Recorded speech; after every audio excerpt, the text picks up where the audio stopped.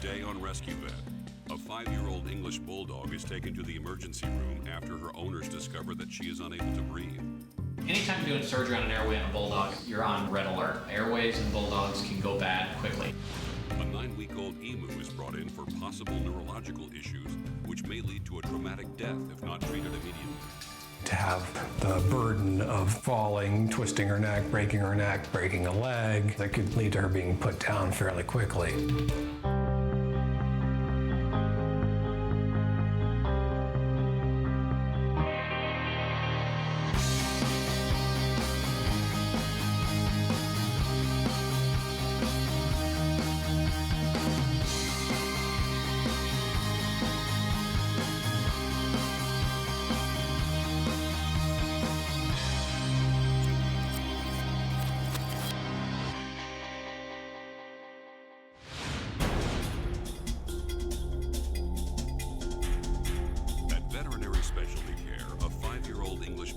Named Dixie has been admitted to the emergency room because she is unable to breathe.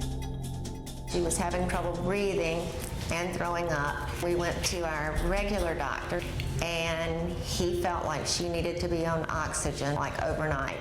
And they don't provide that service. They don't have anybody that stays at night. So he called here and had them waiting on us when we got here. She's part of our family, has been, will be. Breathing problems are not uncommon for this breed, especially during the hot months of summer. It gets to be 100 degrees out and they start panting, okay? And so that palate starts flapping around, it gets a little more swollen, and the air doesn't pass as well, so they start panting more, because the only way they can cool themselves is to pant. The harder they pant, the more inflamed it gets, and the harder it is to pant. And so then they can't cool themselves and they can't oxygenate themselves, so they oftentimes come in here with temperatures of 108 degrees. If you can get them all calmed down again, and you can give them some steroids and let the swelling go down, and you bypass their airway for a while, then you can buy yourself some time. Press it. Let me cheer. Dr. Bianucci listens closely to her breathing to find out where the obstruction may be coming from. Do you think she needs tube placed tonight? I don't think it's a bad idea. Yeah, I mean, I think if you think they need a tube, they need a tube. Dixie is put under anesthesia so that doctors can place a temporary tube into her trachea to provide oxygen directly into her lungs. This is a temporary tube that's going to go under her neck, and it's going to bypass her upper airway. All the problems are up here, okay? So we're going to put this tube in here and get her through the night, and yeah, that's the safest way to go. If she had not been brought here, if Dr. Love had not treated her, put the tube in, she would have died. So she was on her way out.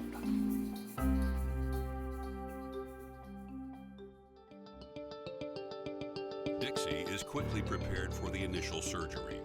It is essential that the doctors move fast to get a tube placed into the trachea so that Dixie can breathe on her own.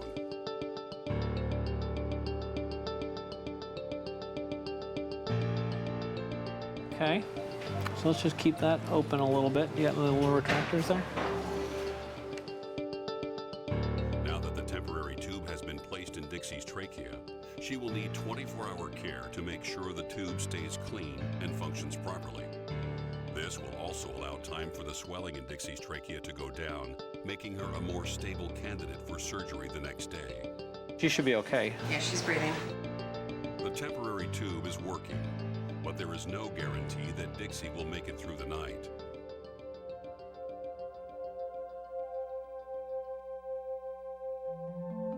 Today at All Creatures Veterinary Clinic, Sarah Dillow, a longtime client of Dr. Berger's, has brought in her 9-week-old emu, Penny. Penny hatched out in our incubator about 9 weeks ago. We bought a couple of eggs. We had never had emus before, decided we wanted to try them. So we put them in the incubator, hatched them, and here we are. Sarah and her family own several acres of land where they adopt, rehabilitate, and breed a variety of exotic animals. Penny has been having what appears to be neurological issues. Hello. Hey, Dr. Berger. How are we? I'm good. That's beautiful. My baby. Penny's in a big pasture area on a couple of acres. She's been acting kind of funny lately, doing a little bit of wobblies. Okay. And, I've seen her tumble a couple of times. I don't know if something's maybe wrong with her balance or if she maybe has swallowed something that might be of concern. Okay. Being that we hatched Penny out ourselves and watched her grow from day one, held her the day she hatched out, she's really grown on us. We're very attached to her, and we're very concerned with her health. For a young bird that's already gangly and uncoordinated, to have the burden of falling, twisting her neck, breaking a leg, any of those, that could lead to her being put down fairly quickly. If Penny does have a neurological problem, if he recommends euthanasia, that's something we would have to consider. She's just touched us that much that it's important to us that, you know, she's okay. We're hoping the best for her. Any coughing or sneezing? No, And eating okay? seems to be, yep. Any calcium supplements? No. Okay. Should I have her on some? Growing birds get hypocalcemic. They have a low calcium, and that can cause neurologic things. Checking the calcium levels of a young bird is difficult, so it is often easier to supplement the calcium into the diet first to see if it has any effect on a bird's neurological behavior.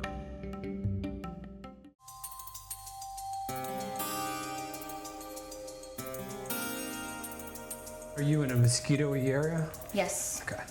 Mosquitoes can carry many viruses which may be transmitted to birds. If Penny does have a virus, it could indicate a problem with the mosquitoes in the area, and the Department of Natural Resources would have to be called in to determine if there is a potential for human infection. Okay, all right, good.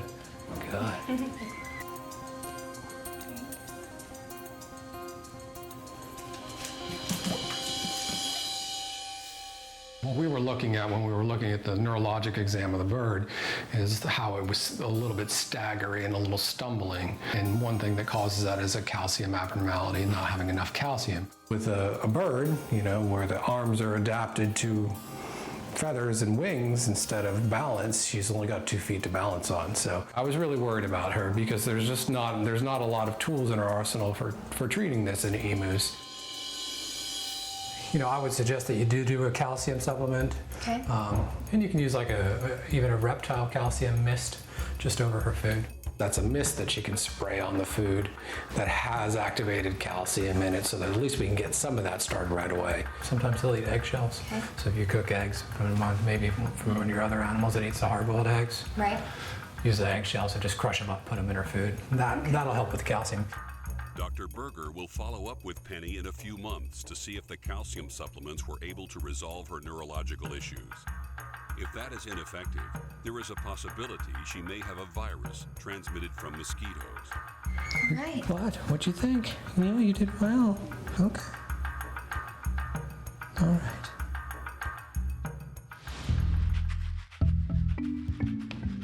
The trachea tube has kept Dixie alive and breathing overnight. However, it is only a temporary solution. Hey, sweet girl. Hello, beautiful. Oh, you are the nicest dog. Hello, honey. You ready to have your little palate fixed? Huh, you beautiful dog? Oh my gosh, that dog's adorable. Come on, sweetheart. Come here, buddy. Come here, my sweet dog. Come on now. Now that the swelling has gone down, Dr. Bianucci can take a better look inside Dixie's trachea. Anesthesia is administered so that Dixie will be fully sedated during the next examination.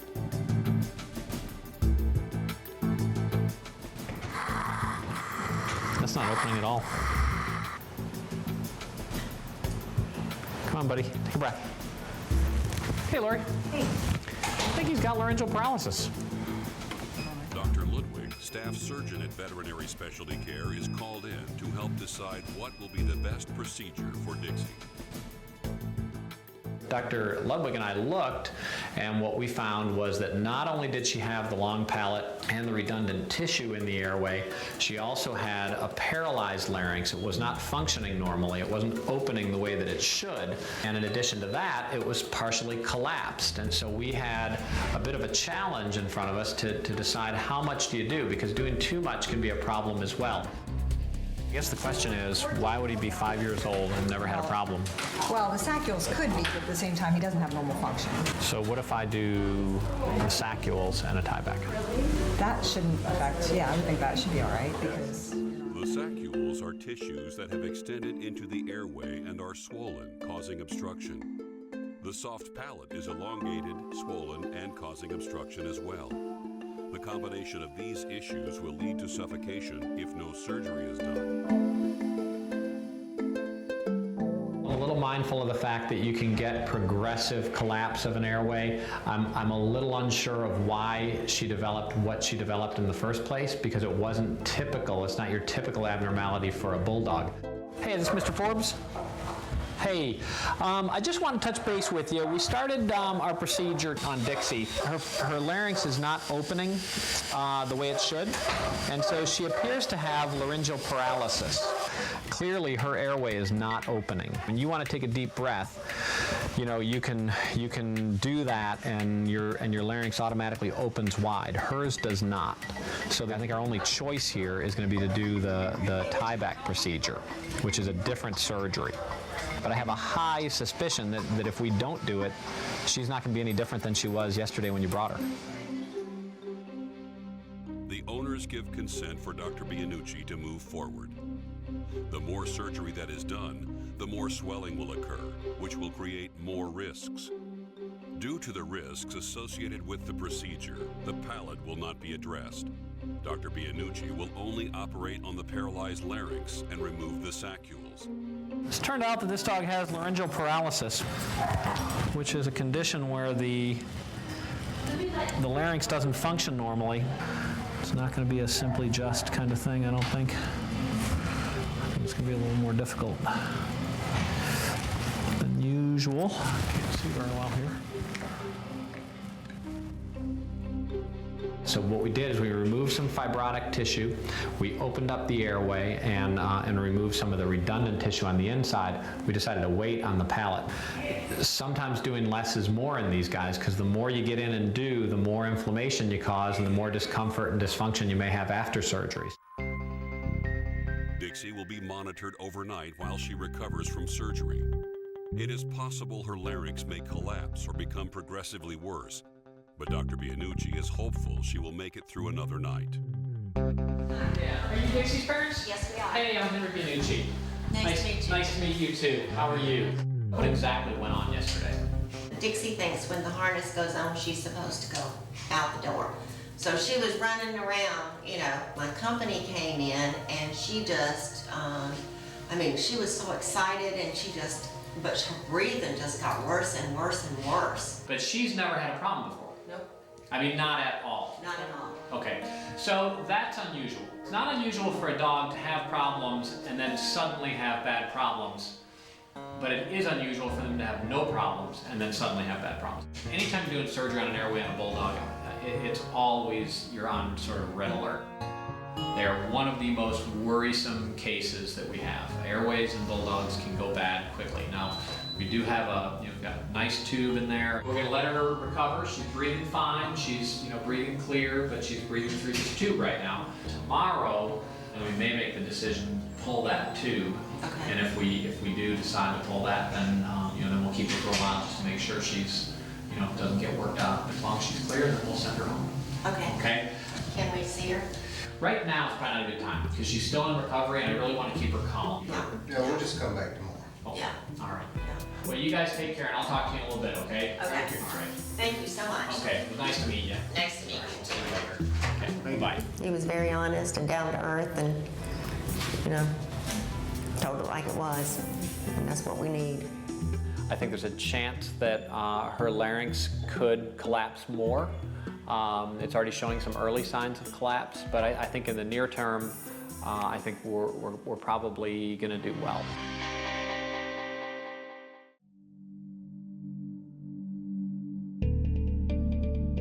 At Veterinary Specialty Care, Dixie has made it through another night.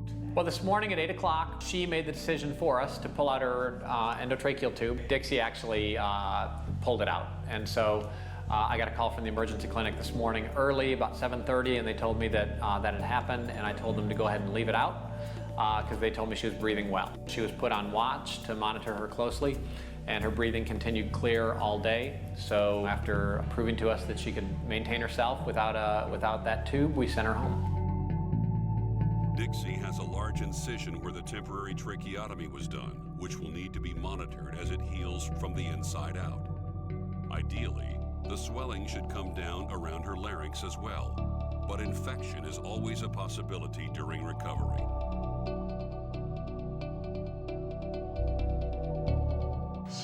So you can see she's still got that incision open there on the bottom, okay? And you know for now, we're gonna just have to keep her as calm as possible. How does this sound compared to how she did before the smell? A big time difference. A lot better? Oh, yeah. Oh, yeah. Okay. I mean, More so than like a week ago. Do you think it's better than like a week ago? oh, yeah. Okay, good. Oh, good. She's still doing a little bit of that. Let's throw up some. Regurgitation is common after surgery, but the biggest worry is how Dixie's larynx and trachea recover post-operatively. Dixie's owners will have to make sure she stays out of the hot summer heat and remains calm for several weeks. Goodbye, beautiful. Goodbye, little girl. Okay. Dixie went home today. We're never going to make a greyhound out of her, but she definitely was breathing clear. According to her owner, she's breathing far better than she had, even a week ago. So I'm really pleased. That was a case that had me worried. I'm cautiously, more optimistic now. I think she's going to do fine. Although Dr. Bianucci is hopeful, time will tell if Dixie is able to breathe better and live infection-free after the surgery. It's been 6 months since Penny's visit to Dr. Berger.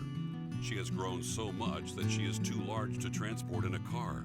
So Dr. Berger is making a house call to Sarah's home in Ridgeville, South Carolina. Dr. Berger will be examining Penny's neurological behavior to see if the calcium supplements were able to resolve the issue. I don't know if she'll let me, but I'll try and listen to her heart and lungs, see how she's doing there. Penny is still learning how to trust humans, and her natural instinct is to defend herself. An emu's first order of defense is to peck at the eyes. The cameraman seems to be an easy target. Sneak in here.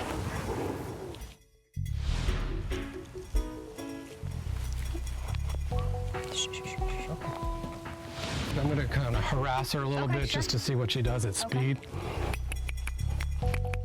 By making himself appear larger, Dr. Berger is able to evoke a defensive reaction from Penny to see how she runs. Wobbling's totally gone. There's no signs of any neurological disease, which is great also because we can kind of back into the fact that we didn't have any of the viral diseases that are transmitted by mosquitoes. We're going to follow up in a few weeks with vaccinations that will prevent her from getting any of those viral diseases as well. Okay. So now you can see that we have an emu that's grown a lot and is even ganglier than before, but is very coordinated, can get away from us, can steal stethoscopes off our necks and run away with them. So basically what we have is an emu whose calcium levels are correct. Well, everything neurologically looks perfect today, so I'm really pleased. We're very excited that it wasn't something neurological that Penny had and that it was just a calcium deficiency. We caught it just in time that she was still young and growing. The fact that we put her on the emu diet, she caught back up, so to speak, with her bone structure, that it's not impacting her anymore. She's completely healthy.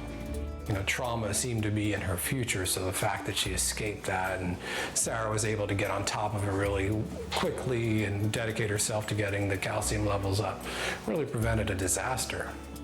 It's a nice thing to see.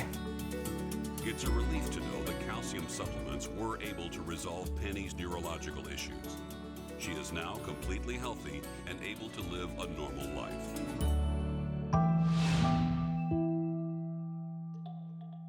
It's been 3 months since Dixie's surgery, and her owners have brought her back to veterinary specialty care for a follow-up exam with Dr. Bianucci. Hey, good to see you. Nice to see you. How are you? Good. So, I could hear him from about a door and a half down, so that's a little better. Oh, yeah. Yeah. Oh, yeah. since she's been home, she's been doing great. Her incision's healed, and she has just been back to her old bouncy self. She looks like she's put on a couple pounds for the winter. Has she done that? Yeah. You know, you can still hear some restriction in that airway, and we knew we weren't making it perfect because we had some collapse going on, and we had a lot of work to do there. But I would try to keep the weight off of her. Now, if we can get her down closer to a normal weight, we can improve her respiratory function by, you know, like 30%. Losing weight would help decrease Dixie's insulation, so she won't have to work so hard to cool herself. This will also mean less respiratory effort overall and less overall body mass to provide oxygen to. So, you know, the only way I can really tell you what's going on in that trachea and in that larynx would be to put her under anesthesia and look. And I don't see any point in doing that with her doing this well. So, you know, clinically, I would say this is actually better than I had expected. Hello, sweetie. Okay. Well, you know where I am, so if there's any questions, any problems, let me know. Okay. Okay? Alrighty. All right. Goodbye, you big beauty. Goodbye, sweet girl. Yeah, okay. All right. Dixie recovered better and really did better than I would have thought because we weren't able to achieve everything we wanted to because of the collapse that was there. She'll always be a little bit loud. I think as long as they can keep her weight off and keep her exercise consistent and fairly controlled, especially in hot weather, I think she has a good chance of doing well for a long time. I mean, he did a fantastic job, and we were very pleased. I feel very relieved that we got what we got out of it. She's a sweet dog. They love her, especially working as a team. Having Dr. Ludwig come in and give her opinion and making these decisions together, it really makes you feel like you're operating at the top of your profession because you're able to make the right choices and take these terrible situations and reverse them. So yeah, it's definitely a good feeling.